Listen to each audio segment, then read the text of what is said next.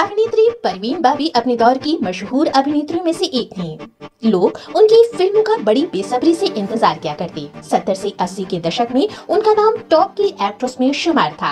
यहाँ तक कि वो सबसे ज्यादा फीस लेने वाली एक्ट्रेस थी। वो अपनी फैशन सेंस से दर्शकों को दीवाना बना देती थी। आज हम आपको परवीन बाबी से जुड़ी एक बेहद दिलचस्प जानकारी देंगे, जिसे सुनकर आप काफी हैरान होंगे। दरअसल परवीन बाबी की तरह दिखने वाली दो और एक्ट्रेस हैं, जिनका नाम है जीनत अमान और दीपशिखा नागपाल। बता दें कि 70 से 80 के दशक में लोग हमेशा परवीन और जीनत को लेकर धोखा खा जाते, क्योंकि उस दौर में ये दोनों एक्ट्रेस फिल्मों में एक्टिव थी। दोनों के चेहरे एक दूसरे से काफी मिलते थे।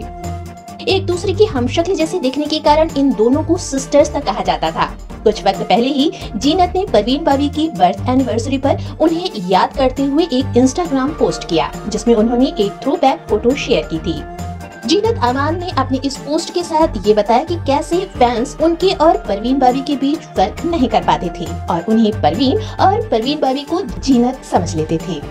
गौरतलब है कि महज 50 साल की उम्र में परवीन बाबी की डेथ हो गई थी।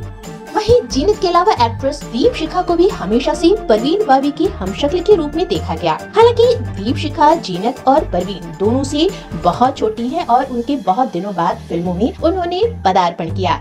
बॉलीवुड में जैसे ही बड़े पर्दे पर दीपशिखा को लोगों ने देखा तो उन्हें परवीन बाबी की याद आ गई।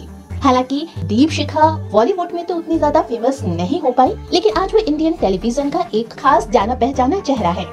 ये तीनों एक्ट्रेस बॉलीवुड से जुड़ी। इन तीनों एक्ट्रेस की शक्ल भी मिलती है और इन तीनों का प्रोफेशन भी, लेकिन एक और खास इत्तेफाक इन तीनों के साथ जुड़ा। जीनत हो, परवीन बाबी हो या दीपशिखा, ये तीनों ही अपनी जिंदगी में एक सच्चे प्यार से मरहूम रहे। जहां परवीन बाबी की लाइफ में अपने समय के मशहूर विलेन डैनी, उसके बाद शेखर कपूर और लास्ट में महेश भट्ट आए, लेकिन उनकी शादी किसी से भी नहीं हो पाई। परवीन अपनी जिंदगी के अंतिम दौर तक कुंवारी थी। वहीं जीनत अमान की बात किया जाए तो जीनत अमान ने 2 शादी की, पहले संजय खान से और दूसरी पाकिस्तान के एक्टर मजहर खान से। हालांकि ये दोनों ही शादियां उनकी असफल रही, लेकिन दूसरी शादी में जीनत अमान ने जब तलाक का फैसला लिया तब तक काफी देर हो चुकी थी, क्योंकि मजहर एक लाइलाज बीमारी से पीड़ित थे और उस बीमारी के बाद उनका इंतकाल हो गया। जीनत ने अकेले ही अपने बच्चों की परवरिश की। वहीं बात करें दीपशिखा की तो दीपशिखा की भी 2 शादियां हुई। 1997 में एक्टर जीत उपेंद्र से, जिनसे उनका 2007 में अलगाव हो गया। साल 2012 में उन्होंने मॉडल केशव अरोड़ा से दूसरी शादी की, लेकिन ये शादी भी महज 4 साल चल पाई। आज भी दीपशिखा अकेली है।